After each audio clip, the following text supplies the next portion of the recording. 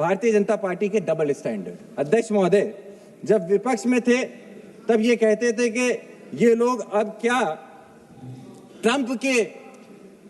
Trump को सीधे तौर पे फायदा देने के लिए ऐसा बिल लेके आ रहे हैं।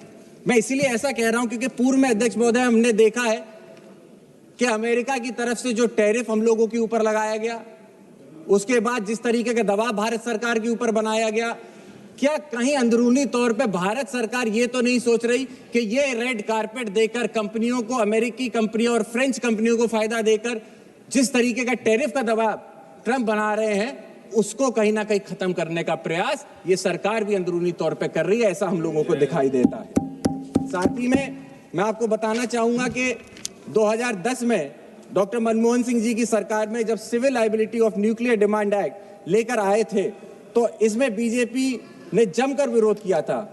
स्वर्गीय अरुण जेटली जी, जो उस समय में राज्यसभा के ऑपोजिशन के लीडर थे, उन्होंने 30 अगस्त 2010 में पार्लियामेंट में यह कहा था कि ऑपरेटर का राइट ऑफ रिसोर्स किसी रिटन एग्रीमेंट पर डिपेंड नहीं हो सकता है। अगर इक्विपमेंट में पेटेंट या लेटेंट डिफेक्ट हो तो सप्लायर की लायबिलिटी होनी चाहिए। इसमें आपको क्लॉज 17B की यूटिलिटी को सप्लायर डिस्ट्रॉय नहीं कर सकता। तो क्या जो उस समय पे 2010 में जेटली जी ने बात कही थी, आप उसको भूल गए? अध्यक्ष महोदय, मैं जल्दी खत्म करना चाहता हूं। बहुत सारे विषय हैं। मैंने आपको कहा कि हम लोग बहुत कम विषय पे चर्चा कर रहे हैं। मेरे साथ कई सारे मेरे सांसद हैं जो इस मुद्दे के ऊपर विस्तृत चर्चा करना चाहते हैं। कई सारे पॉइंट्स हैं जिनको हम लोग नहीं छू पा रहे हैं।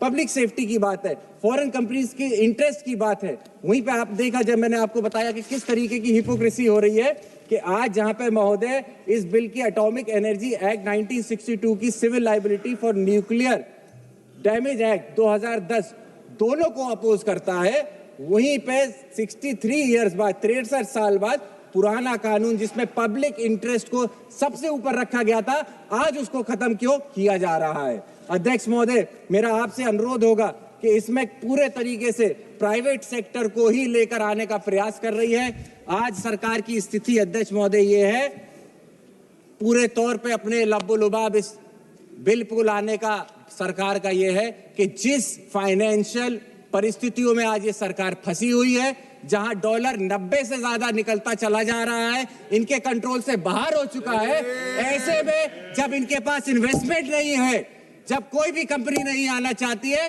वहां ये डॉलर के लिए और बाहर की कंपनियों को अपने देश में लाके या इन्वेस्टमेंट और अपना जो डेट है उसको क्लियर करने का प्रयास कर रहे हैं। इसीलिए हम सभी समाजवादी लोग इस बिल का विरोध करते हैं और आने वाले समय में पुरजोर तरीके से विरोध करते रहेंगे। बहुत बहुत धन्यवाद। जय समाजवाद। प्रोफेसर सौगत राय जी, बोलिए। Yes sir. बहुत अच्छा बोला।